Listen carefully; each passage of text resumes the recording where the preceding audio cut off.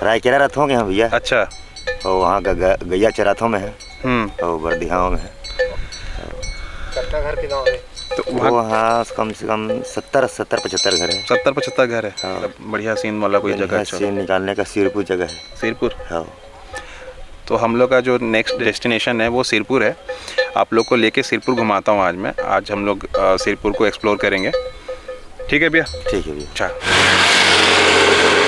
अभी मैं हूँ छत्तीसगढ़ में, जंगल के बीचों बीच। यहाँ पे हाथी वगैरह मिलता है और जब मैं घुस रहा था तो गेट के सामने ही लिखा हुआ था कि हाथी से सावधान। तो मैं अपना ख्याल रख रहा हूँ। आपको एक बहुत ही सुंदर यहाँ का प्राकृतिक दृश्य दिखाता हूँ। बहुत ही प्यारा नज़ारा है यहाँ पे। एक पिकनिक स्पॉट टाइप का है, आप चाहो तो आ सकते हो।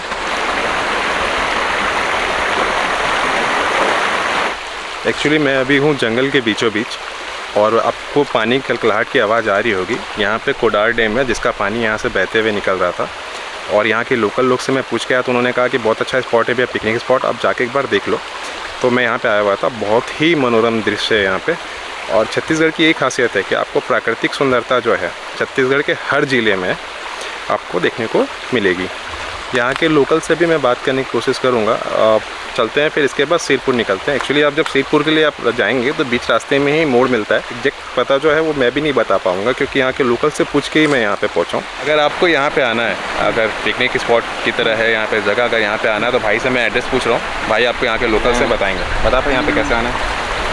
सिरपुर से आगे एक मोड़ है जिसे कच्ची रद्दा है, उससे 2 किलोमीटर आगे होंगे तो ये जगह मिल जाएगी। पक्का? पक्का। अच्छा ठीक है, थैंक यू।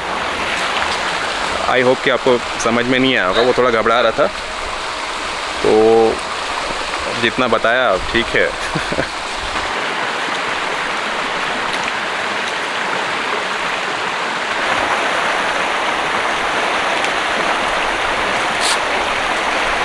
अभी मैं खड़ा हूँ छत्तीसगढ़ के सिरपुर में। छत्तीसगढ़ का सिरपुर में जो मेरे पीछे मंदिर का गेट दिख रहे हैं वो है गंधेश्वर महादेव का मंदिर। गंधेश्वर महादेव का जो शिवलिंग है उसको पुरातत्ववेताओं ने खोजा था। एक्चुअली ये जो शिवलिंग है 2000 साल पहले का बोला जाता है और इनको गंधेश्वर महादेव का नाम इसलिए दिया गया है क्योंकि इस शिवलिंग से तुलसी के पत्ते की खुशबू आती है और ये महानदी के तट पे है, जिसे पुराने महाभारत काल में चित्रोत्पला के नाम से जाना जाता था। ऐसा माना जाता है कि 12वीं सदी में जो है महानदी में बहुत विशाल बाढ़ आया था जिससे मंदिर जो है पूरी तरह से ध्वस्त हो गया पर शिवलिंग बच गया। चलिए मैं आपको उस शिवलिंग का दर्शन करवाता हूँ। ये मंदिर का एंट्रेंस है। मंदिर में जैसे आप एंट्री करेंगे आपको एक विशाल बरगद का पेड़ दिखेगा।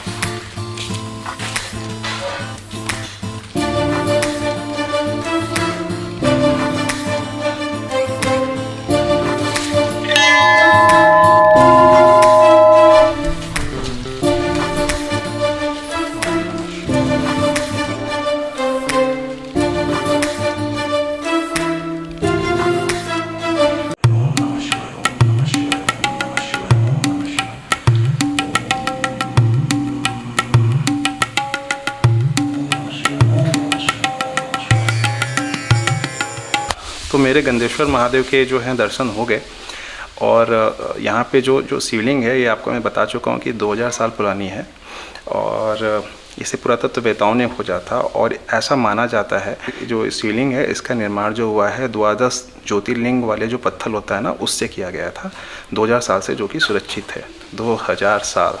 मंदिर के बीचों बीच नदी देखने के लिए एक व्यू पॉइंट भी बना हुआ है, मैं आपको लेके चलता हूँ। ये उसका दरवाज़ा है।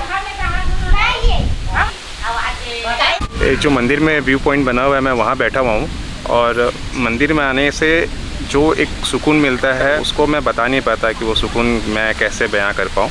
मेरे साथ दादा बैठे हुए हैं, मेरा मन कर रहा है मैं यहीं पे सो जाऊँ। आप मेरे सामने का व्यू देखो कैसा है।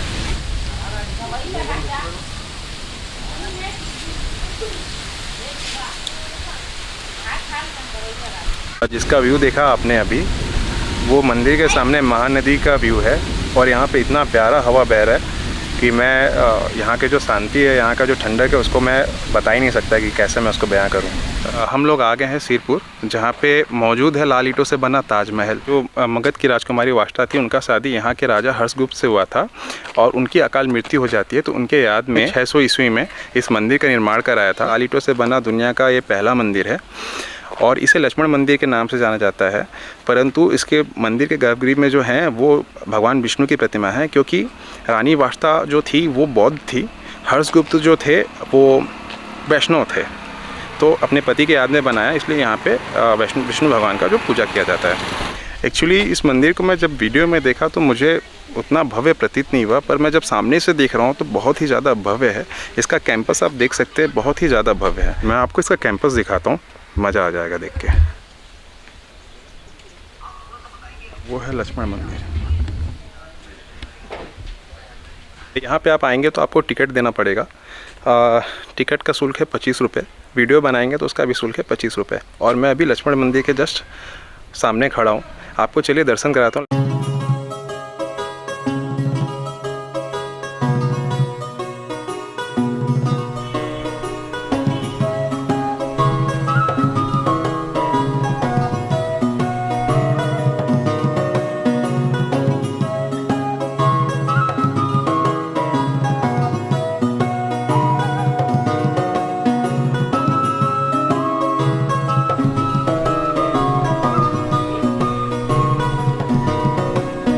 मैं खड़ा हूँ दुनिया के सामने जो पहला प्रेम का प्रतीक आप बोल सकते हैं, रानी वाष्टा ने अपने पति हर्षगुप्त के लिए बनवाया था, जिनकी अकाल मृत्यु हो गई थी। उसके सामने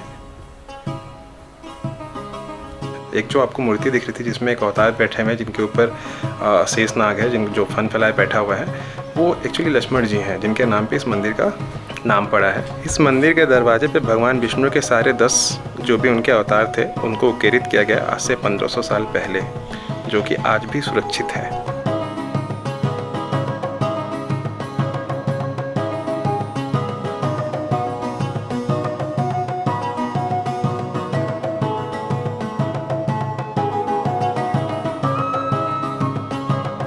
इस मंदिर में जो ये आप लाल ईंटें देख रहे हैं, ये आज से 1500 साल पहले बनाई गई थी। लाल ईंटों से बना विश्व का पहला मंदिर।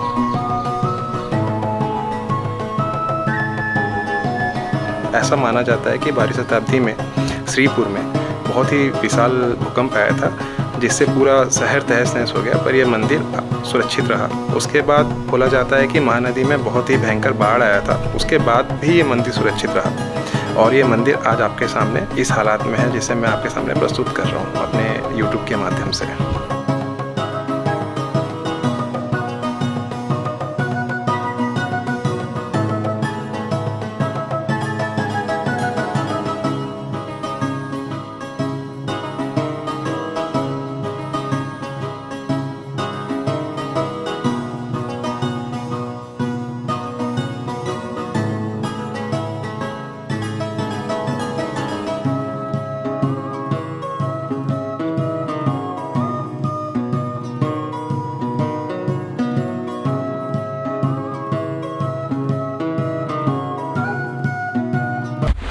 ऐसी कई कलाकृतियाँ पूरे भारत में फैली हुई हैं, और मैं आज गर्व से कह सकता हूँ कि मैं सनातनी हूँ। ये मंदिर जो है रानी के राजा के प्रति प्रेम की निशानी है, और लोग ताजमहल को तो जानते हैं, पर ये जो छत्तीसगढ़ का लक्ष्मण मंदिर है ये कहीं गुमनाम है। मैं चाहता हूँ इसे आप भी वायरल करें और लोगों को दिखाएं कि हमारे देश में ताजमहल से भी पुराना एक और प्यार का निशानी है लक्ष्मण मंदिर के नाम पे, जो कि छत्तीसगढ़ के शिवपुर में स्थित है। मैं कभी सोचता हूँ कि छत्तीसगढ़ में इतने प्राचीन और इतने भव्य धरोहर हैं, तो पूरे भारत में कितने धरोहर होंगे जिससे अंग्रेज़ों ने, मुग़लों ने कितने सालों तक लूटा, उसके बाद भी आज अवशेष प्राप्त हो रहे हैं। मैं अपने भारत के जितने भी प्राचीनतम धरोहर को देखता हूँ तो मुझे एहसास होता है कि मेरा जो भारत का जो धर्म था, भारत का जो सनातन धर्म है, वो कितना रिच था अपने प्लेस में। इतने साल इतने आक्रमणकर्ताओं के लूटने के बाद भी आज भी भारत में ऐसे बहुत सारे अवशेष प्राप्त हो रहे हैं जो खुद को अपने आप में प्राउड फील करवाते हैं। आई होप कि आपको ये ब्लॉग अच्छा लगा होगा। अगर आपको ये ब्लॉग अच्छा लगा है तो आप लाइक, शेयर, सब्सक्राइब करना ना भूलें। Bye bye, thank you.